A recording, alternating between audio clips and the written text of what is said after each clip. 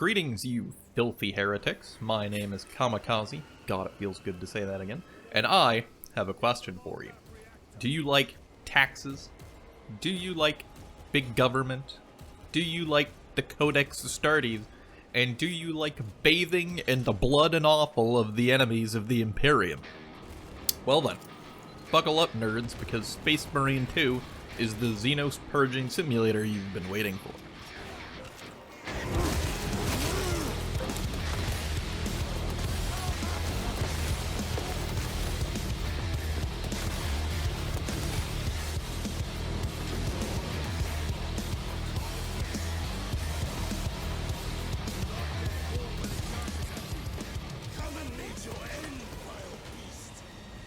Yes, Space Marine 2 is finally here, and by the Emperor's light, it is magnificent. I must confess, I was very nervous going into this game because Warhammer is a franchise that I love very much, but constantly produces mediocre products. So this game being awesome is just such a relief. And also, to see a 40k game get this much mainstream attention is crazy. I love it. If you are somebody new to 40k coming in from this game, welcome! It only gets weirder from here. So without further ado, let's talk about genocide, baby. Space Marine 2 is a third-person hack-and-slash-shooter, hack-and-shooter? I don't know, it's like if Kratos had a gun. By Saber Interactive, obviously set in the universe of Warhammer 40,000. You play as Lieutenant Titus. Sorry, Lieutenant Titus. We are British here. Former Ultramarines captain, turned heretic, turned Deathwatch, turned Ultramarine again.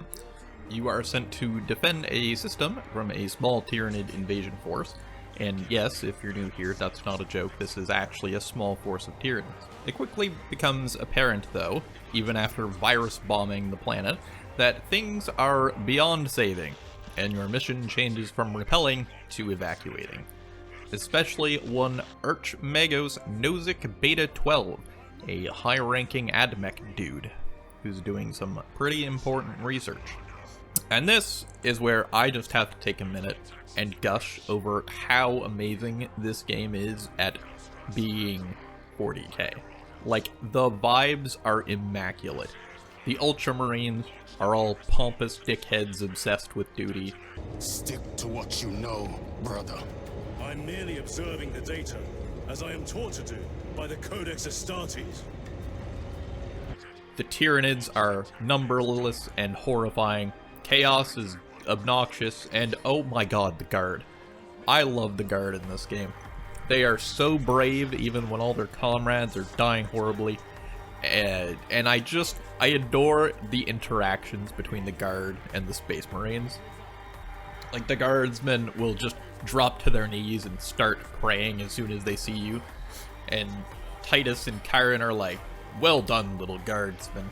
And Gadriel is like a complete jerk, and then Titus and Chiron are like, bro, they're normal humans, cut them some slack, man. God, I just love it. Do we fear the Xenos that hammer at our door? No, sir! Damn right! For we are the Cadian Eighth, the most fearsome, tenacious, and relentless bloody men and women that ever crossed the stars!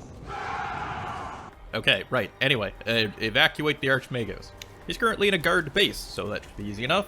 Unfortunately, he is a Ponce, and refuses to leave the planet until you save his research from a lab several miles away. However, Titus has a severe case of big brain, and he comes up with a plan. The whole Tyranid swarm is descending on the sector where the lab and base are, but between them and you is an old Promethium refinery.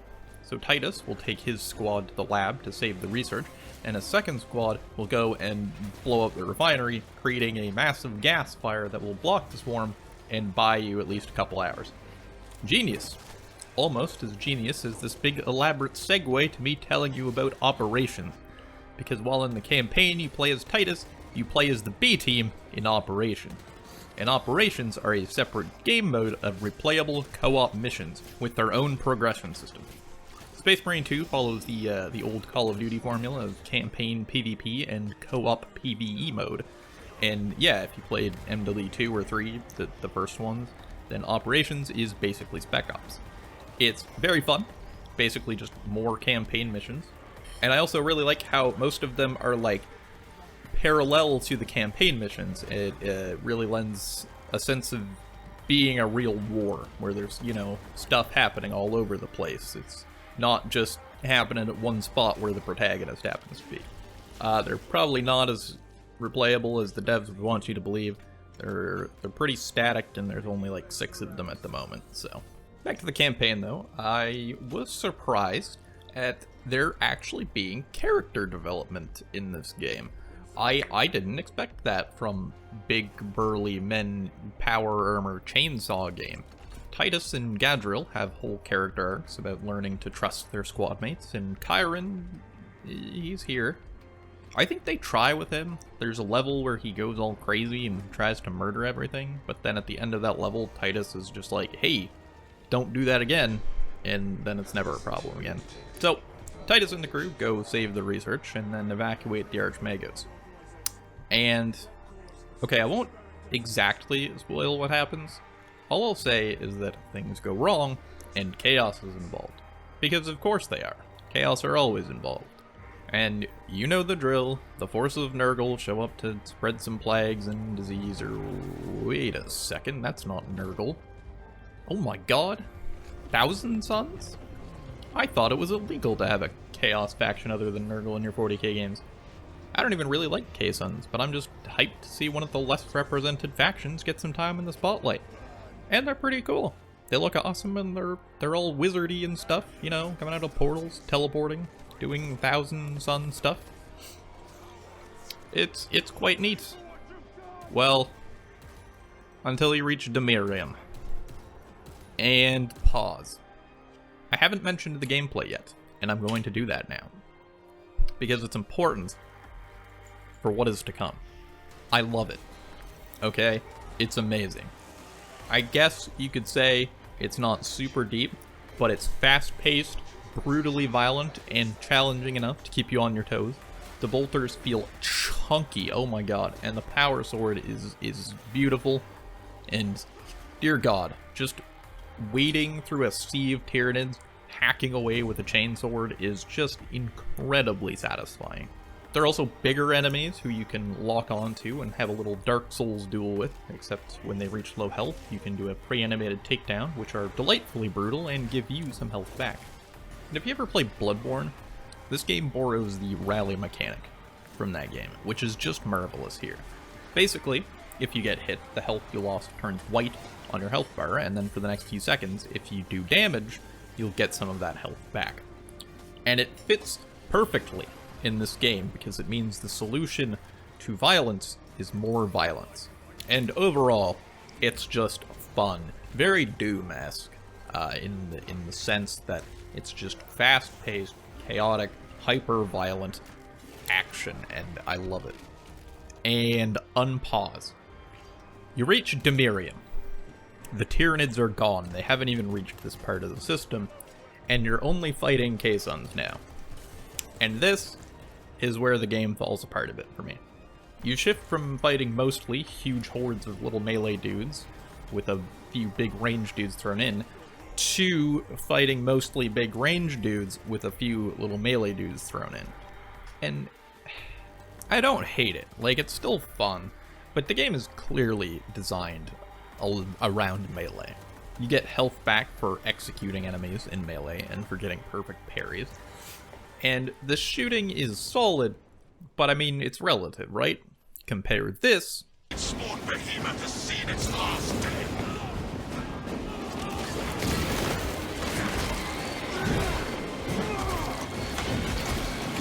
Special tactics.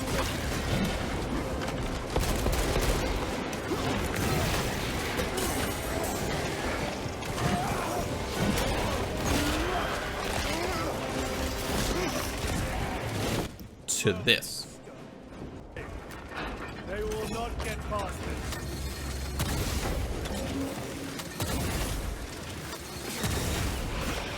Another automaton.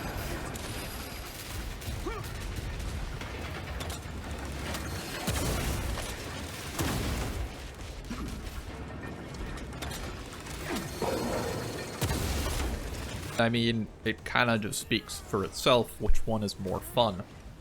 You obviously can go melee the Marines, but you basically just get shot up on your way there, and then they don't even melee back. They kind of just stand there and take it. Unless, of course, they decide to teleport away, which is both lore accurate and extremely obnoxious.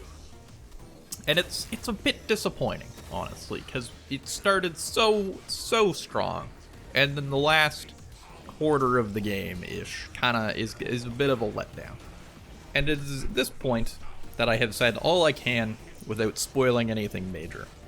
And no, Chaos being involved isn't a spoiler. They're always involved. It would have been a bigger twist if they hadn't been. Anyway, yes. Spoiler warning, 3, 2, 1, beep, beep, beep. Okay. So, you spend most of the game dealing with Project Aurora, which is this very hush-hush classified, we only know it's some kind of secret weapon the AdMech have been working on thing. It's largely suggested that it is bad, however. Titus no likey. Eventually, you were given the order to go to the planet Demirium, where the Mechanicus facility containing Project Aurora is. Now, Demirium is a burial world. They stress several times that it's a burial world. Some buried in tombs on this world, mayhaps. And yes, the big twist is that it's a Necron tomb world. The foreshadowing is a bit heavy-handed, but also, oh my god, the Necrons are here. I love the Necrons. Turns out Project Aurora is some ancient Necron device the Mechanicus uncovered while committing some serious heresy, and god, this place looks so cool, I can't even. I love Necrons, okay?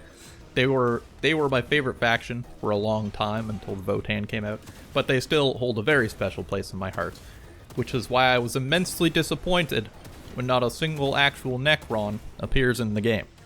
Not really, like, I get it, but come on, Necrons, please, Saber, may we have some Necrons? Look, the game already got delayed a couple months from its initial release date, so obviously I understand why they didn't make an entire third faction just to show up in the last mission, so I'll give them a pass. But I swear to god, if we don't have any Necrons in Space Marine 3, I'm gonna cry. Necron cockblock aside, since we're already in spoiler land, the final villain is mid.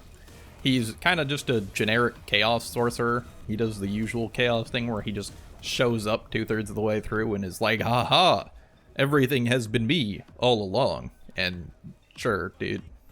He does some cool stuff here and there, like talking in the voice of your squad mates to sow distrust, but he's mostly pretty forgettable. Really, I am just disappointed that the Tyranids are kind of forgotten about in favor of, you know, this dude. It's not great. Moving on from the campaign, however, we have PvP. It's alright. It's pretty fun, but doesn't really reinvent the wheel. It's your typical Call of Duty affair, 6v6 in Team Deathmatch or one of the few objective modes. There are 6 different classes, but honestly they all play like default Space Marine, just some are slightly tankier and they all have 1 power, most of which aren't really game-changing. And the real problem is that there just isn't a lot here. There's only 3 game modes and a handful of maps, and each class, other than the Tactical Marine, only has like 3 or 4 weapons available, which is a bit lame. And this leads me to what is probably the biggest problem with this game, which is that there simply isn't enough of it. And I don't mean that in a fanboy, ooh, I want a sequel right now way. Well, I do, but I mostly mean there isn't a lot of content. The campaign is short. You can definitely plow through it in a weekend. There are only 6 operations, each of which are like an hour tops. And as I just said a minute ago, multiplayer only has a few maps, 3 game modes, and a handful of weapons for each class. They have already released roadmaps, and they're going to be adding a lot of stuff in the future, which is cool, but for now, if you're somebody who maybe doesn't have a lot of money to spend on games, this is definitely something to consider. This is not a game you're going to be squeezing hundreds of hours out of. Also, not a bad thing, perhaps. Just one that is a bit disappointing to me is that the music didn't really stand out a whole lot. Thinking back on it, I don't really remember much of it at all, which compared to games like Darktide and Mechanicus,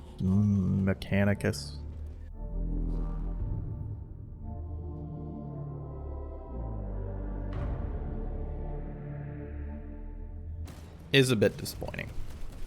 Certainly not a deal breaker. Look, we're so starved for actually good 40k games that even if it's a bit overpriced, I'll take what I can get. This is the first time outside of probably Battlefield Gothic that the sheer scale of 40k battles have been done justice. And unlike Battlefield Gothic, this game is fun. Whatever kind of coding wizardry Saber pulled off to have this many ships and Tyranids on screen at once without my PC bursting into flames is genuinely incredible. This game is a technical marvel. I feel like whenever we hear about some, new crazy technology with video games, it's always just a minor graphical improvement. Like, ray tracing is cool and it looks good, and from a purely technical perspective, it's very impressive. But I have never stood in front of a massive horde of light rays and been overwhelmed with awe. And it runs so well, it's incredible. Like, okay, can I just say, the last game I played was Star Wars Outlaws, video here, and that game ran terribly. And now that I see this game, there is no excuse for that. If Space Marine ran badly, I would understand, given the scope of it. Screw you, Ubisoft. Make better games. So that's Space Marine 2. Not perfect by any means, but God, when it hits hard. And I just love it for putting these massive, epic 40k battles in a game that have never been pulled off before. Actually, you know what? Nope. I just remembered, no Necrons, 2 out of 10. If you enjoyed this video or found it helpful, please subscribe to my channel. And leave a comment. Let me know what you thought of the game. Let me know how disappointed you were that there were no Necrons in it. So that does it for me. I will have more videos coming soon. Goodbye. Codex Astartes